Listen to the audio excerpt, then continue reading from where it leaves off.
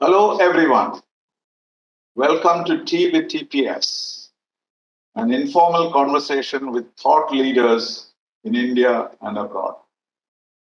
Today, our distinguished guest is not just a thought leader, he is a game changing innovator, a compassionate human being who is trying to help the marginalized sections of the people.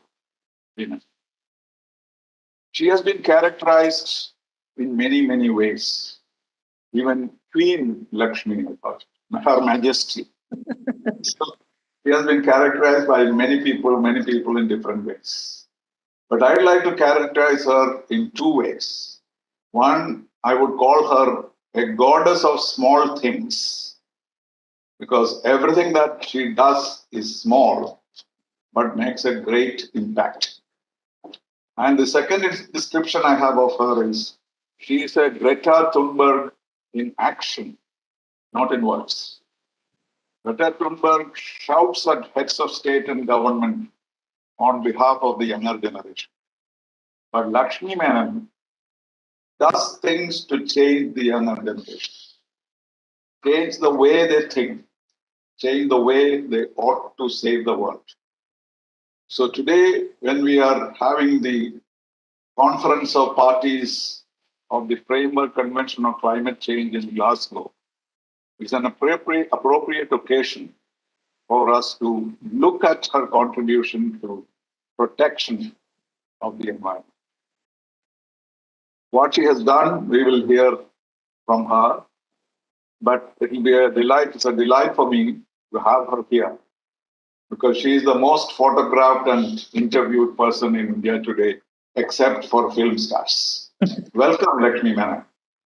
Thank you so much, sir, for having me here. A great privilege indeed. Well, I talked about small things. So tell us the most important small thing you did. I guess the smallest initiative that I've done, and still the one with the most impact and closest to my heart, is a project where I've involved grandmas in old age homes.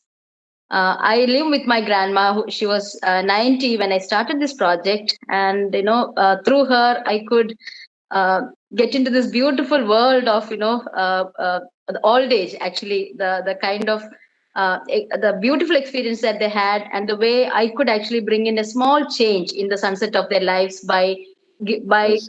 suggesting a project. I mean, bringing in a project that is very close to something that they've been doing over the years, like making wigs for the oil lamps. You know, some, Such an ordinary thing that everybody does. And yes, you made those wrinkled hands creative. That is yes. really. And there is no training required. Actually, they tell me that for a stone what's that, lamp, this is the dimension that you need, and for oil lamps this is the dimension, because they've been doing it for years. And Lamp will need a huge one, no? yeah, absolutely. So for Trivandrum, actually, for this temple, sorry, Padmanabhaswamy Kshetram, Princess actually asked me to supply the wicks for the stone lamps during the Lakshavalaka. And you should have seen the delight and happiness in those ammumas when I asked them if they'll be able to do that. They said this is the best moments in our life, because a city made by such underprivileged people, and in the lower sections of society, but it's still going to light up the lamps for Padmanabha. What more can we ask for in our life? They said we are already got moksha in our life itself. So Like such things, thousands of them. How many did you give them? yeah, like thousands, like almost I think more than 10,000, I guess. They had kept it in stock also. So that's a huge quantity, and I could engage many ammumas from grandmas from several districts, in fact. And the best part is that all they need is a pair of scissors, to do that. So and when they do that, You give them the yarn. You give them the yarn and yeah, I give them the cotton yarn, which I source from puja stores or from handloom weavers. So I give them, so they just have to cut it and roll it, and that rolling, that has an acupressure effect. So that reduces the numbness in their fingers. That's what the doctor had told me. So the the dimensions in which this is being impacted. therapy for them also. Absolutely. So it is physically, mentally, and all, and even financially, it was bringing in a good change in their lives. So bringing in. I was thinking of the Cuban cigars. Have you heard the story? Yes.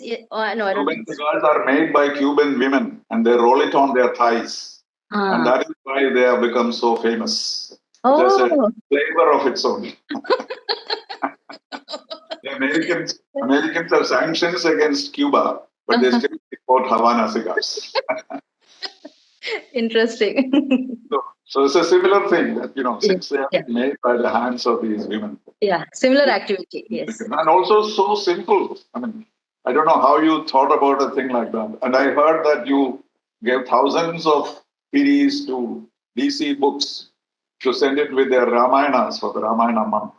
3 lakh series to be precise, sir. 10,000 Ramayana books, and each one had 30 weeks. So they said, we are giving the Thiri also, the weeks also to be lit up during those Ramayana days. That was a beautiful gesture from Mr. Ravi DC through DC Books. And that really gave me a spark, like, how can you be, how an outside the box thinking can be so impactful. Yes, absolutely. That is the significance of it. Yes. It's not that you commercialized it or got some money for these people, etc. That is a part. Apart from that is necessary, because you can't be spending your money to do that, and therefore there is a commercial. And for this, the Ammumas also, they are not getting it like a charity. They are earning every single penny, because every Thiri that they roll, they're getting 10 paise. So they are earning. So the dignity that comes along with it is the most important thing. But how did the economics work in terms of investment, profit, etc.? Yeah, so we give them the yarn. They make the Thiri for 30 weeks. We give 3 rupees. And we give it for packing to the BUTS Institute that is run by the government for the specially abled children. So people who are blind and hearing. What is your cost? What is your cost and what is the profit margin? No, there's no profit. It's completely, we don't take anything out of it. It completely. You don't take, but what I'm saying is you have to pay them, right? Yeah, so 3 rupees for the Ammumas, 1 rupee for the packing and the yarn and the packaging cost. And the raw material too. Including raw material and packing, it comes to around 1 rupee, 3 rupees for these Ammumas, and 1 rupee we still keep aside for these grandmas, because if somebody is not feeling well and she cannot do that in certain, during some days, we'll compensate it with this money. So the Ammumas, they are supporting each other. So it is self-supporting. You don't have to keep on spending money. No, nothing. It's a very, very sustainable model that we have developed. So I said, even if I don't have money, this project should not stop. It has to run on its own. Right. And that has become like that. Yeah, absolutely. Absolutely. Is there any competition? Not really, because the story of this series, the uniqueness is that these are made by grandmas, right? Whereas the other series there are many grandmas in this world. So. Yeah, but the demand is also so much. Just one Diwali, and I was telling that we would run out of grandmas and we'll have to import grandmas from China to get more series made. So that was a kind of. Chinese have already done that. Yeah. They will export it to India. Yeah. They send all these images of Devis and goddess gods. Yeah, everything. Even Aranmula Kannadi, I think a majority is being made in China now.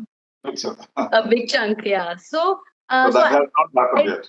Yeah, so I really, there are so many other groups who have been making it, and I have YouTube videos of demo videos, like how to convert this yarn into Thiri and all that, because I want more and more people to do that, because that's the kind of demand that we have in this country. Like 80% of the population pretty much lights up a lamp, right? So we need more and more of these. So are you outsourcing it now, asking other people to do it? Yeah, absolutely. So there are many units who make it and they send it to us, or they do it in their own residents associations and their own friends and family circles. Yes, but first I heard about you from your Chekutti dolls. Tell us about that. That was actually my third project, popular project. So that happened soon after the floods, Kerala floods in 2018. So I was, like every Malayali, I was also busy with engaged in the rescue relief operations in whichever way I can. And one day I got a call from a friend saying that, the Weaver Society in Chennamangalam near Cochin, that was majorly affected. So that village was under the water for around 8 days at almost 8 feet high. So that is one of the weavers' village where you get the most delicate and beautiful Kerala fabric. And they had their stock at the maximum since it was during the Onam season. And the entire stock was kind of damaged because all this water, everything, all the dirt was flowing through it. And they tried to wash it, chlorinate it, but they couldn't salvage it.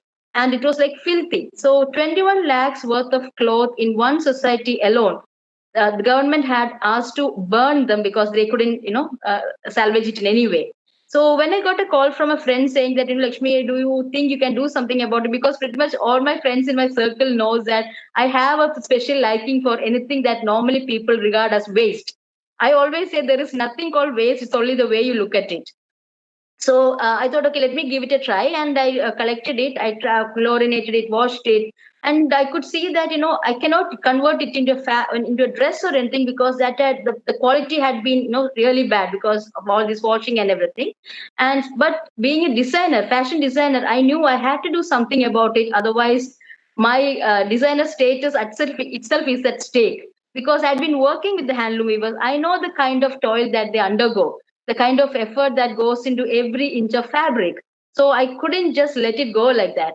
So I thought, let me do something about it. And as a divine intervention would have it, I think when I looked at the fabric, I could see image of Kerala and its people on the fabric because it was fully with tear and scars and stain. It's just like us only because wherever you look, you can see the stains, and in every heart there's a scar. It becomes Yeah, a symbol absolutely. of the tragedy. Yeah, so I thought, okay, why don't I convert it into a mini Malayali itself? That is how the Chekuti doll was born. And we had only like 4 to 5 hours to come up with this project, and we literally hit the ground running because the next day they were planning to burn the entire thing. And when we collected the fabric, they had no hope. They said, "No, what I going to do with this filthy cloth? So we will give you like one day, see if we can do something about it. Otherwise, we are going to burn it." So that was ultimatum that was given, sort of. So we made this, and Chernamangalam also named the place. So we thought, okay, a doll, a kuti, a child from Chernamangalam. So we called it Chekuti. But when I thought it was chair kuti from the chair. Yeah, that was also there. So that was all the kind of gimmick of positioning that we played after that. Because when we make a doll, normally people would associate it with the doll segment, like Barbie doll and things like that. I knew this is not going to be sold because this doesn't look beautiful with all. It's just a rag cloth, right? Rag doll. So I thought, okay, instead of a product, I need to make it into a concept sort of. So that is how the whole mascot of resilience and beacon of hope and all those things came in. And because that positioning was very important, when you made that product. So I thought, let us be transparent about it. So we just had a tagline saying that Chekuti has stains, Chekuti has scars, yet Chekuti is each of us who survived the flood. That really clicked, and people started looking for the dolls with the stains and scars because they said that is the authentic one. That is the one that we need. If it's a clean one, they have doubts. Are you sure this is from that pile of clothes? Where is a stain in it? We don't see a stain. So selling became so easy for us. And unlike the Tiri, the Wix, here you need some skill, right, to make these. But so simple. Even here, we don't need a needle or thread or anything. We just need that to cut this cloth in a circle, and it's all just tying. That's all.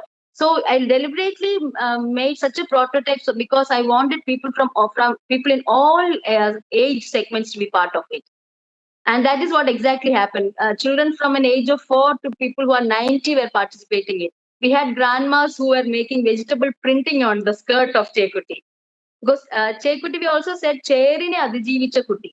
So if such a doll can come out of so much of filth and dirt, we definitely can, come out and research. That was the message. And people were using it as decorations. Even you could hang it on your suit, for example. Yeah. And really for the cars, luggages, wedding return gifts, and actually that was people are flaunting it in all sections. Even in UN for the reconstruction conference, World Bank had been distributing this. So I also saw it here in several functions. Yeah, and the economics was really worked out well. What we did was a saree, a new saree. If we buy, we'll get it for like 1,500 to 2,000 rupees. A brand new clean saree. When we converted that filthy one into Chekuti, we could get 360 pieces, each priced at rupees 25. It became 9,000 rupees out of one saree. So from 200 sarees, we could gather 18 lakhs of rupees, and like in a month of in a span of 3 to 4 months, we collected 33 lakhs rupees for that society alone. Then we once that 2018, soon after the 2018 floods, right? 2018 floods, yeah, Kerala floods, the first ever tragedy that has struck Kerala in that scale. So that Yes, is 100 years later. yeah, The absolutely. first one was 100 Yeah, years. yeah, in our generation sort of. So people were just looking for an avenue through which they could also be part of Rebuild Kerala. And this doll came in as a just right tool for them to associate and be part. So people who are not physically or financially able to donate, they thought that they felt that if they have made one Chekuti, they have also laid a stone in the foundation of Rebuild Kerala. So that was emotional connect. Commercially, it is still a success. Is it still going Absolutely. on? Yeah, absolutely. I hardly like 5 Settimunda left, I guess. We had been working with the fourth society. So the everybody had actually, when they saw the success of this, luckily none of them burnt the fabric. They all washed and kept it safe. Hoping that this will the pile get over and we will reach them as well. And that is what had happened. But now in 19 and 20 also, not to the same scale, but we had floods, and there must have been soil cloths, which probably will be used again.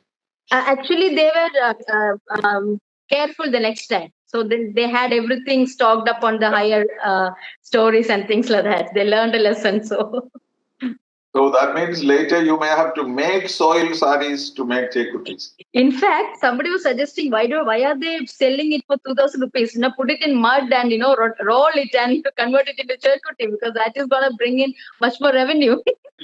Value goes up.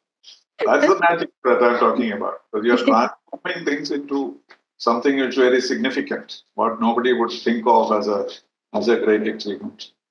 And then the pens that grow trees. Yes, sir.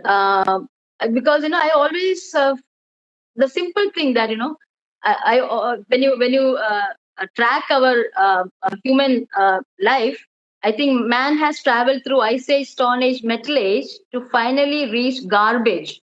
So we are in the garb age now.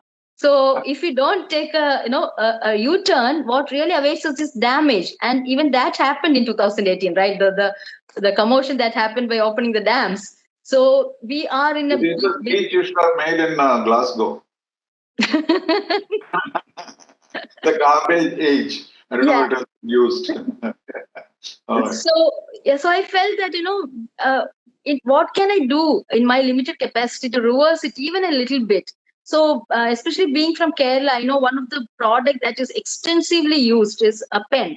Right? It's such a state with this much of literacy. So I thought, okay, let me start with that pen.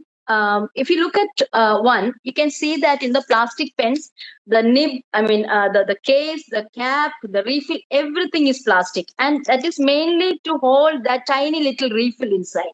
So I thought, why can't we eliminate the plastic covering and the cap and everything, and kind of use paper to wrap that refill? So that is how the paper pen was born. Even the cap is paper. Yeah, and this is like printed. You can use any paper, like any A4 paper can be converted into a pen. So we had been collecting examination papers, old ones, and stationery from offices, and that is what is being converted into a pen. So since I'm a interior designer as well, I was always worried about optimization of space. So there's a tiny little space on the back side of the pen. So I was wondering, like, what can I do over there? And initially, the stupid ideas that came into mind was like having a jeeraga mittai, a tiny candy over there and things like that. I knew it won't work out. So later, I kind of thought of adding a seed on the back side of the pen, because anyway we are throwing it away, right? So there's a high chance that when it touches the ground, the paper will disintegrate, and if the seed manages to touch Kerala soil, it will definitely sprout. So that was an attempt. What kind of seed was it? What kind of plant? This is a seed of Agastya plant, which is a medicinal plant, which was very commonly seen in every yard in Kerala earlier. I think before the rubber has taken over the entire space. So these are large trees. These are huge trees. They can grow these are more like the drumstick. Like it grows around 15 feet tall. No, that's it. It's not a huge tree or anything. Yeah. So and how long does it take to grow? Like in a year's time itself, it gains good height, good length. And these seeds were available, Agastya seeds. The seeds, I had to source it from different states. The thing is that this seed is so extensively used in Ayurveda medicinal field. In preparing medicines, and the leaf and the flowers, they are used for thyroid. We used to have it as fried versions of these leaves and flowers in our regular diet earlier. Maybe that's a reason why we never had. I've not heard many ammumas having thyroid issues, but in this generation, all of us have kind of. So I wanted to bring it back, the goodness of this tree also. And it has iodine in it, perhaps. Is that iodine is supposed to? Oh, could be. So this is priced. The seed is priced at rupees 1,600 per kilo. So this actually could be a cash crop, and it can even be cultivated as a cash crop, and it grows very well in our soil. And actually, everywhere in India, it's been growing well. I've been collecting the seeds from many states, in fact. So there's a huge scarcity at times, and the prices just goes up. So I'm sure that it could be converted into a cash crop. If this can be planted in a huge area. But have you tried any other seeds? No, mainly, we do vegetables and flowering plants and things like that. But this is mainly what I do, because I feel that, one pen is giving out one tree. So when I do the marketing and presentation, I always say that, this is a mini oxygen cylinder that you're holding. And a tree, if you put a price to a tree, what they say is a tree is equivalent to 36 lakhs of rupees. If you look at the revenue, the kind of impact it is bringing onto earth, how it is preventing soil erosion, the oxygen that is produced by that, the way it is supporting so many microbes and microorganisms and plants and birds and insects. So if you put and the fruits, so if you put a price to all these, it equals to 36 lakhs worth of rupees, the price of a tree in its lifetime. So I say you are buying something for rupees 12, which is actually worth of 36 lakhs of rupees. So this is a miniature oxygen cylinder which you are holding in your hand. So that is why I wanted to use a seed which has a capacity to grow into a tree more than flowers and seeds of flowers and vegetables. And how about the writing element that you got it manufactured by somebody? No, the refill is still plastic, but we also use metal refills. But the price goes a little bit higher.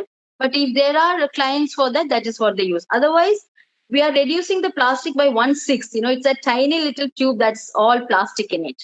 Otherwise, everything else is degradable. That cannot be replaced. It can be. I was actually trying out for some ways whether we can have. There are many other products replacing plastic that is available now, like made of tapioca, and even a hard board of paper should also work. But by then, I think my energy ran out to do more research, experiment in that field. So, and you're keen to launch it. Yeah, I thought, let others, find a solution for that, and I can always use that. I did my part in that pen arena. So that has also now become commercialized and it's being used. Yeah, this is like, this is for Mahindra. Last week, we shipped 50,000 of this.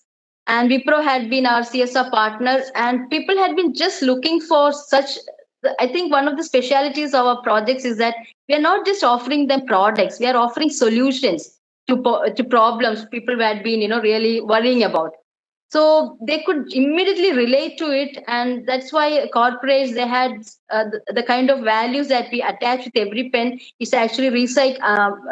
It is doing waste management, it is upcycling the paper waste, it is providing a tree, and it is made by women, so it's empowering women. So there are and it also writes. So these are the kind of values that is being packed in one single pen.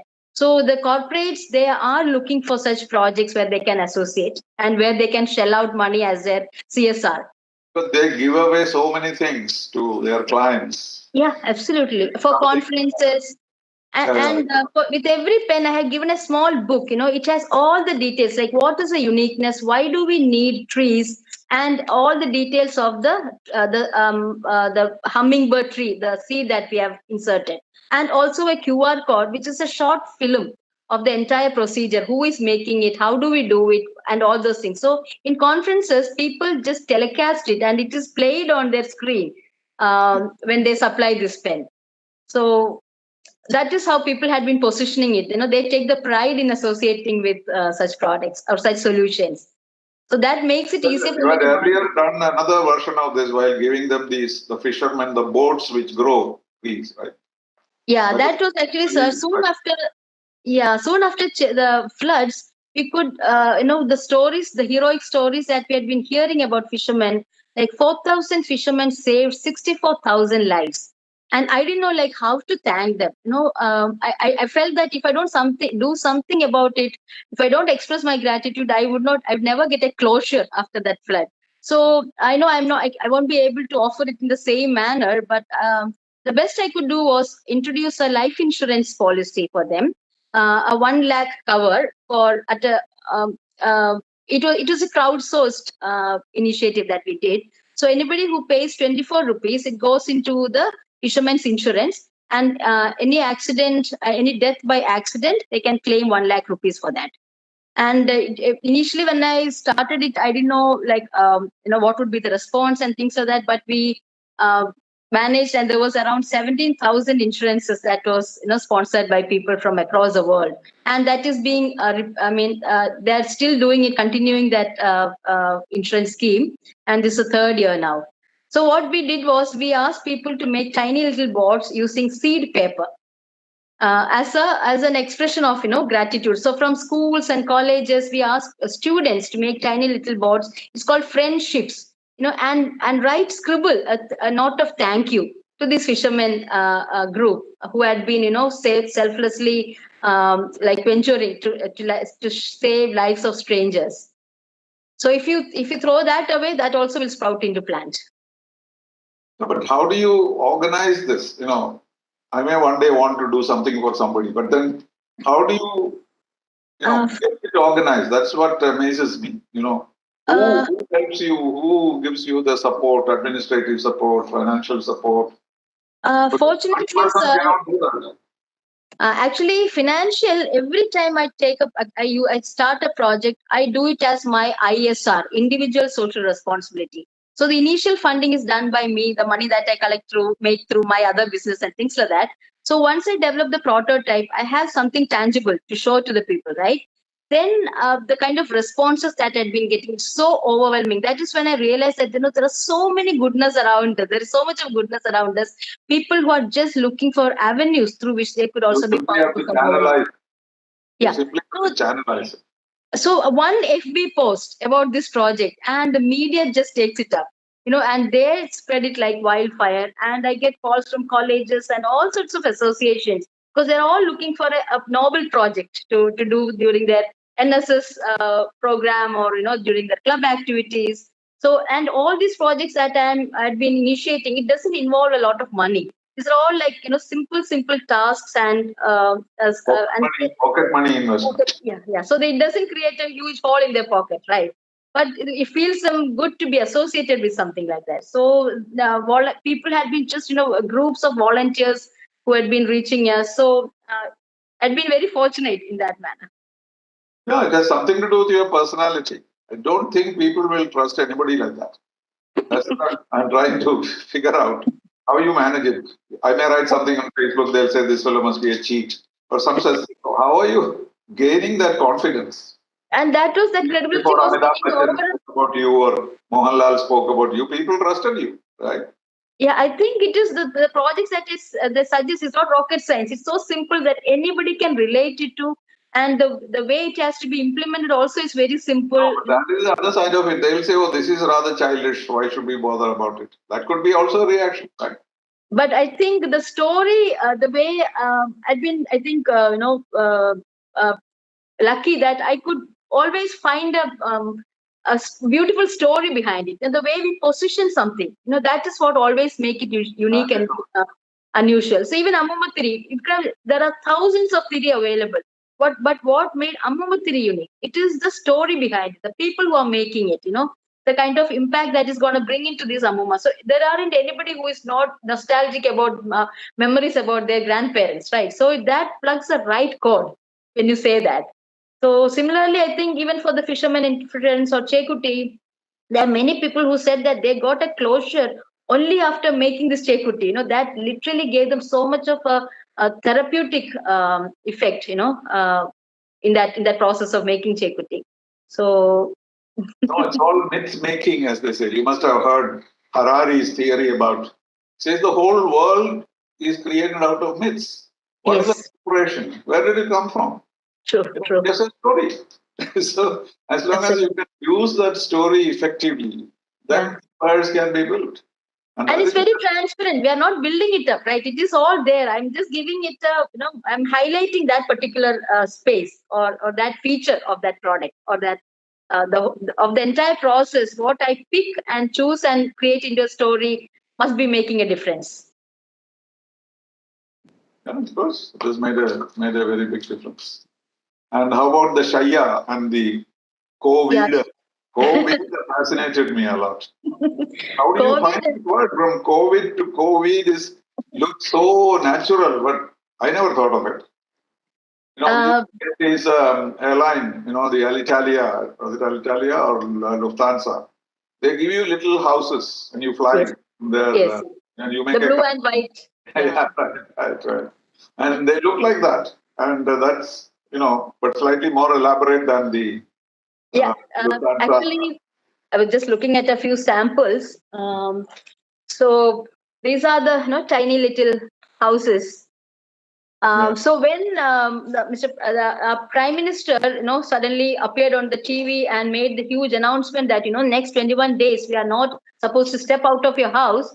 Yeah. In all the WhatsApp groups and everywhere, I could see such a sense of despair and disappointment, Right. uncertainty, everything, because people just didn't know what to do. And I couldn't see any positivity anywhere. So I thought, why don't we twist it around and tell people that, we are such a blessed lot that he's asking us to stay in our house with our people whom we love the most. We always complain that we never had time to sit with our parents or children, spouses, but now he's asking you to spend enough time with your loved ones for the next 21 days. And the best part is that we have a house to lock up to during this lockdown, right? I thought, okay, why don't I take that as a symbol of gratitude, and started and came up with this name called COVID. COVID is the weed or the home that we are asked to stay for the next 21 days. So I thought it's all about coexistence and co-sharing and things like that. So this COVID is about, or it's about all the same, all these features. So I started making tiny little houses, and there's a space That's here. made of what? Made of cardboard? Like, it's all random, like the cover of soap or cornflakes or things that was lying around, because there was no shops open. So I was using all these, wrappers and cover and thick paper that was lying around in the house, and I made a template which can be printed and in an A4 paper, and by cutting at the right places, you can assemble it into a mini COVID. So that became a campaign sort of. So people started downloading it in their houses. They would assemble it into a house, and with the help of children, and that became a family, a bonding craft process sort of. So they And they started just paying. exhibited it. They just kept in their Yeah. showcases. Also, there is this is a model that I had made. So seeing this is a tiny gift pack. You can pack anything that you want to, like chocolates or anything that you made during those days, and even groceries. Every day I was packing a share of what I ate, the dry grocery. It could be rice flakes, it could be semia, it could be tea leaves, it could be, I mean, anything. rice or anything. Consumables. Consumables. Yeah. So I'd been packing these, and the 21st day I distributed it to people around the house whom I know that who is not financially so well. So this has been given as a gift to all of them. And for every and most of the days we had been making something like this. This was to express our gratitude to the employers in telecom department for working during those days for us, so that we can be at home having fun with WhatsApp and all those things. But these people were toiling outside, right? And for doctors and for see, this was something for the electricity for the KSCB. They were working hard so that we can sit in our AC rooms and charge our phones and gadgets. So we had been trying to express our gratitude to the unsung heroes who were really working hard so that we could have a safe time inside the house. So people had been enjoying it. To them. You reach these things to them. Even at that. So soon after the 21st day, so this is how I'm still actually distributing it to the policemen. Many had been made like this, so I carry it in my car. Whenever I see this, I still kind of hand it over with chocolates and things like that. That's amazing. And then you have now developed a bed. Yeah. So that was during the last August, when suddenly the numbers started spiking in Kerala. The COVID cases, government had put an order to all the panchayats saying that they have to set up a FLTCs, first line treatment centers, with minimum of 50 beds each. And we have around nearly 1,000 panchayats in Kerala alone. So that we are looking at a requirement of 50,000 mattresses, pillows, and cots and things like that. And since the borders were locked, we had a lot of logistical issues to bring in mattresses from other states, us being a consumer state. So when I called up my local panchayat, they said, the beds, the cots are ready, but we don't have the mattresses for that. And I could also listen to people saying about women who lost their jobs. Not just women, people have lost their jobs in my neighborhood. And also being a fashion designer, I was also aware of the tailoring scrap that is being generated at the tailoring units where they make the mask and the gown. So when they cut the neck and the sleeve and everything, there's a lot of scrap that is being generated at the source itself. When they that is plastic, isn't it? It has a plastic lining, and it comes in different GSMs, different thicknesses. So there is a huge pile of these garbage that was being, accumulated in these tailoring shops. And in a regular tailoring shop where they use just a fabric, what they would do is they'd burn the entire pile by the evening to make space for the next day's trash. But now they don't make them into pillows and so on. They never used to. No, they never used to, because I think every day it's being generated in a huge scale. So when this material came in, was used, first of all, it was quite new to these people, because this PP was not a very commonly used material in many tailoring units. So they had been storing this up, and the plastic content, because of the plastic content, they couldn't even burn it because it will have a huge environmental impact. So they had to stack it in big bags in their workshops. And I thought, okay, let me try to connect all this. So I collected this scrap from them, and it came in all sizes and shapes, like bigger ribbon, ribbon shaped materials are there, tiny pieces are there. So I didn't know what to do, how to make it into a mattress, because the regular mattresses are like you have a big pillow and we'll stuff the stuff inside, like the scrap inside. But in order to make something like that, I will have to purchase a new material for the outer pillow. So I wanted to eliminate that. So I used this scrap alone, braided it in such a way that you can use up the smallest piece also can be integrated into that braid. And braiding is something that every woman knows. So I thought, why don't we develop a prototype like that? So made a big rope of it, and just by putting it on a table and tying it together, that was converted into a mattress. So here again, there was no needle, no machine, no thread that was used for this. Only this material, the scrap alone, was used for the entire. How do you join them? By tying it together. So for one bed for size of 6 feet by 2.5 feet, I cut a plywood of that size. I attached nails on either side with a 2-inch gap. So this rope, when it is ready, I'll just put it from one side to the other between the nails. So that will lie flat on the on that table, and from one end to the other, I just tie it, 5 to 6 rows, so that will hold it in place. And it So go with the plywood to the yeah, to the and we can lift it. Yeah, and we can lift it so that the dimension would be exact 6 feet by 2.5 on of every mattresses that we made. So that was an SOP, a standard operating procedure that I kind of uh, uh, insist on every project that I do, so that can be replicated and scaled up in any part of the world. So So even for the pen. that's some kind of a patent, is it? No, so that SOP I can just share it with people. I can tell them. So this is the size of the plywood that you need, and this is the size of the needle. I mean the nail, and this is a gap that you have between the nails, and this should be the size of the rope that you're making. The braided rope that you're making. So once that is fixed, anybody wherever they make in the whole world, it will all look uniform. So for everything, even for the making. Standardized. Yeah. So a standard operating procedure is given for every single product that I give. Even for the pen, it's a 12 centimeter wide one with 21 centimeters length. So that help people to kind of make an uniform design wherever they make in the world. So that is how this mattress also was made, and this was supplied to the first line treatment centers.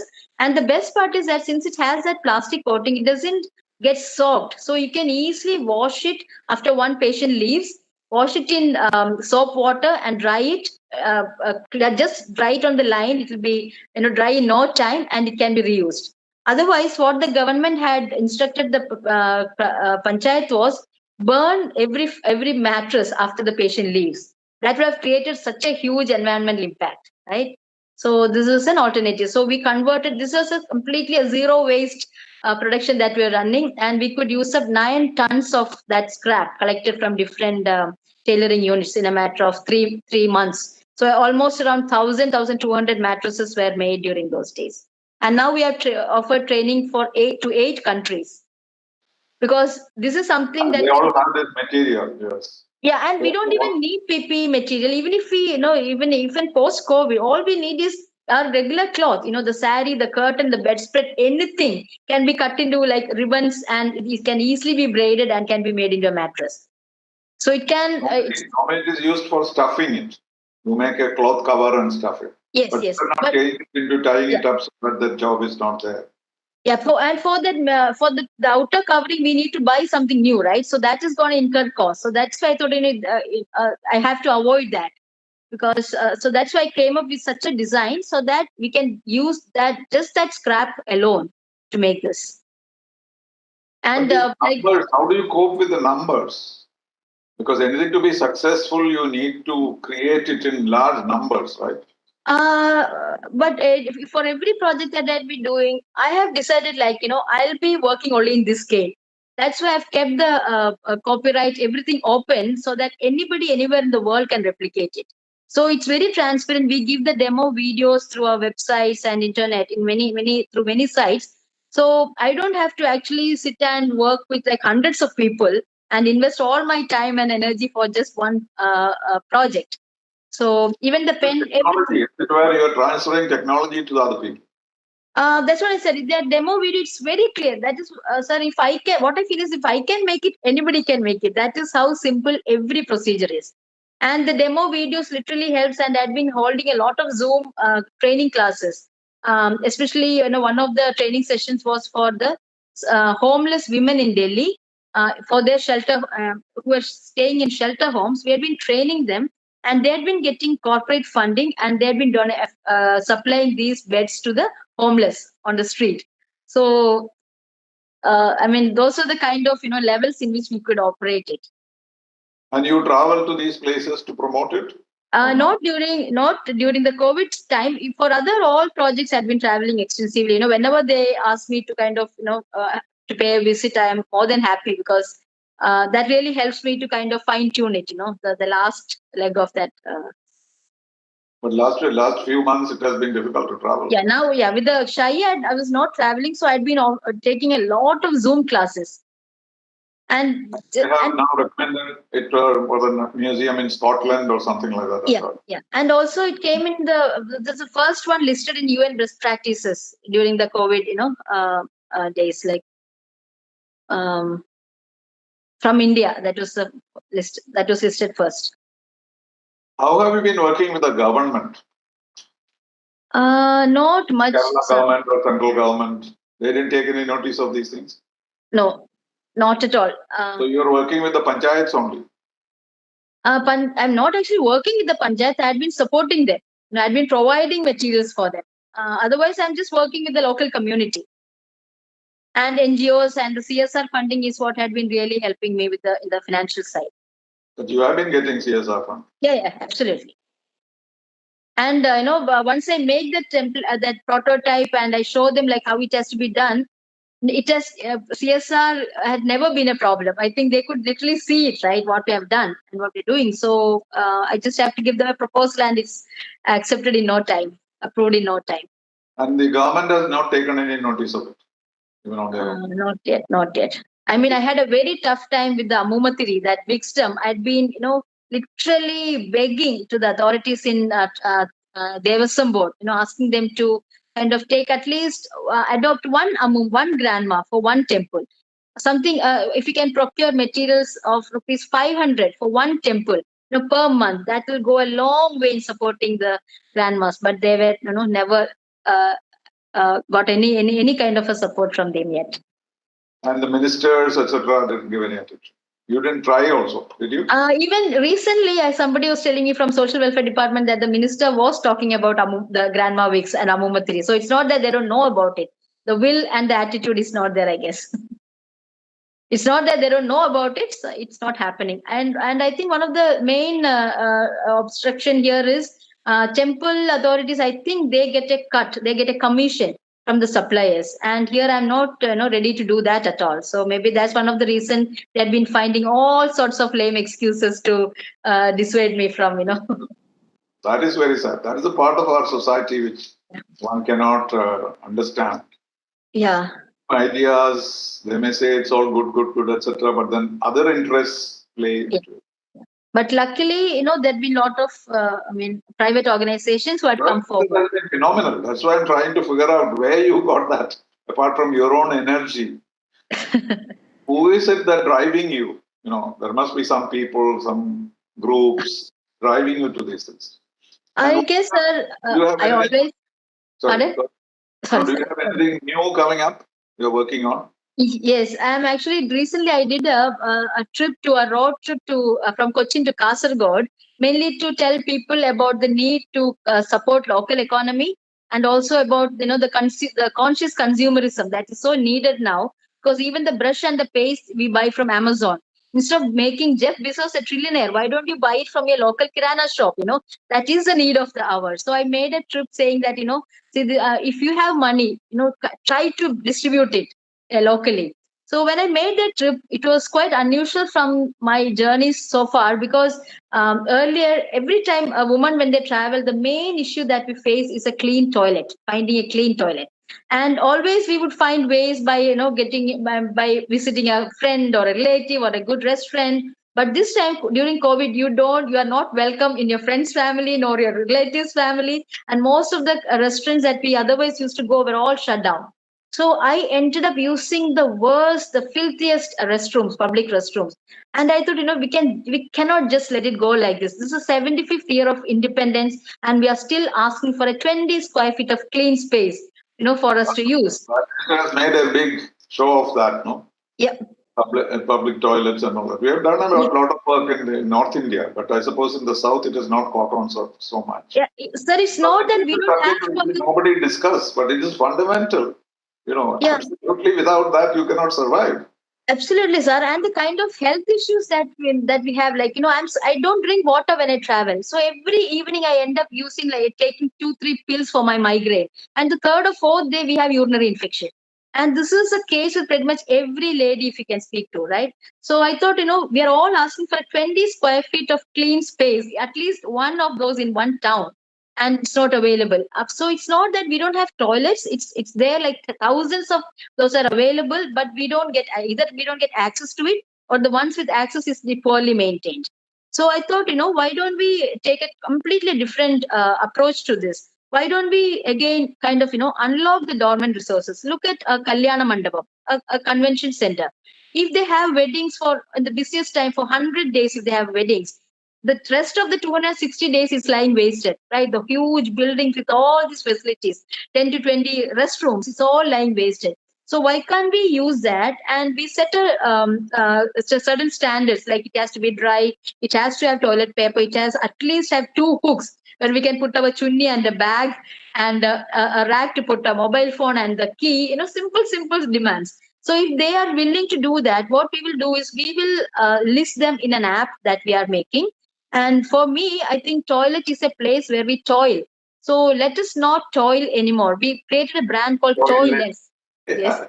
So we would list them in our app. And the best thing about associating with us, the advantage for business groups is that it is going to bring in customers who otherwise would not have walked in. So, if for example, a boutique, if they have listed in toilets, a shop in Cochin, a person coming from Thrissur, she might not know about this shop.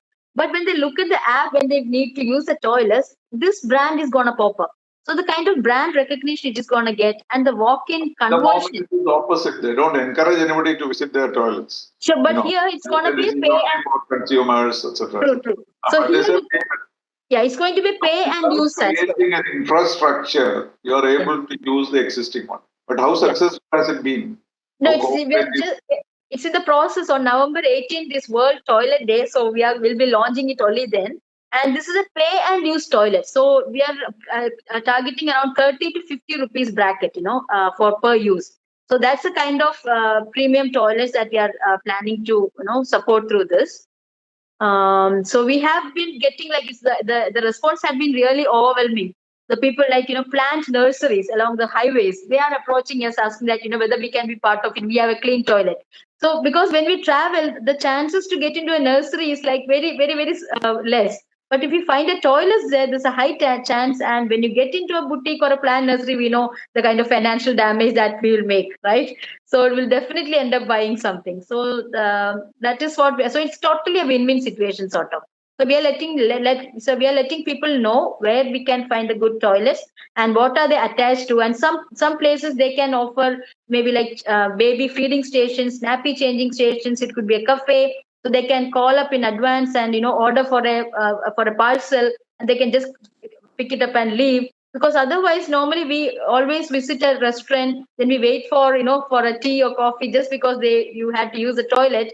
And the time that is wasted there, the money that is wasted there, when you look at all those things, just by spending 30 or 50 rupees you can finish off the task and leave. So you said somewhere that you have to get the tea out of you, so you need another toilet. Yes, absolutely.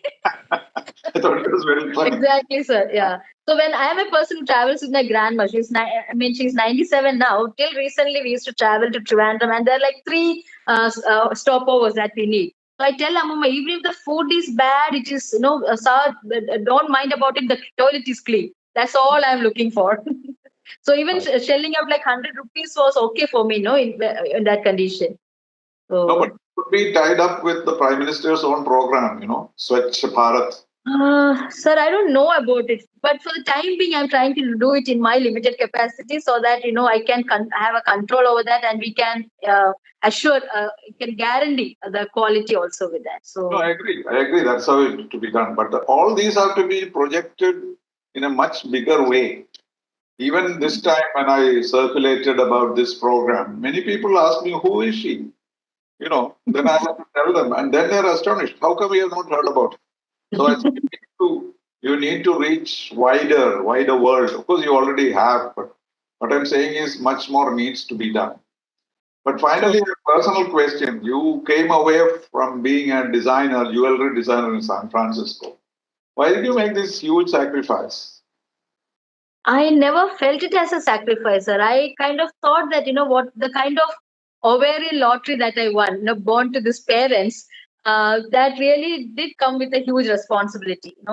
So I had to kind of Did the parents encourage you to do this at some stage? Yeah, absolutely. My late father, Mr. P.K. Narayanan, he was a commissioner of Rubber Board. And so he, through his life, he has, shown me like, how can you lead a socially committed life. So from a very young age, I got the right orientation, I guess, So But whatever you want a daughter in San Francisco with a millionaire's home. That's what parents dream so about. I lost him long back, but I'm sure that my brother is still settled in US, but I keep shuttling back and forth. But I felt that the opportunity that I got, by I get to travel a lot.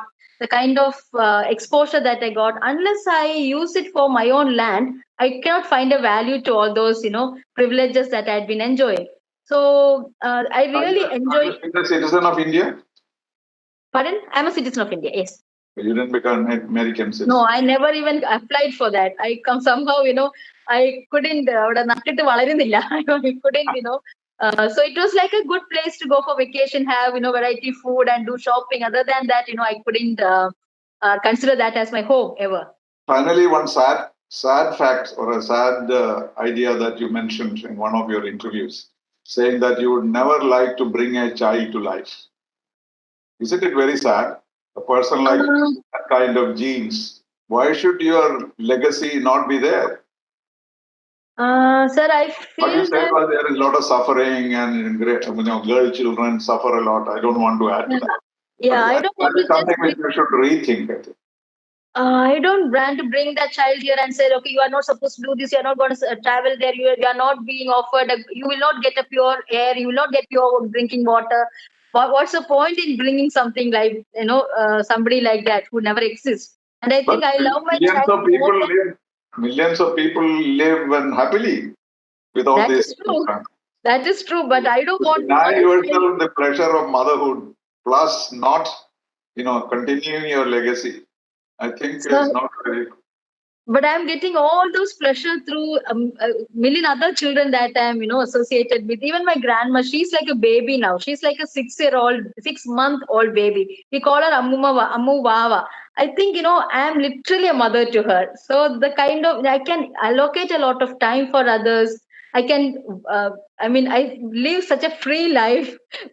So somehow I kind of feel that, I love my child so much that I decided not to bring her or him to this world.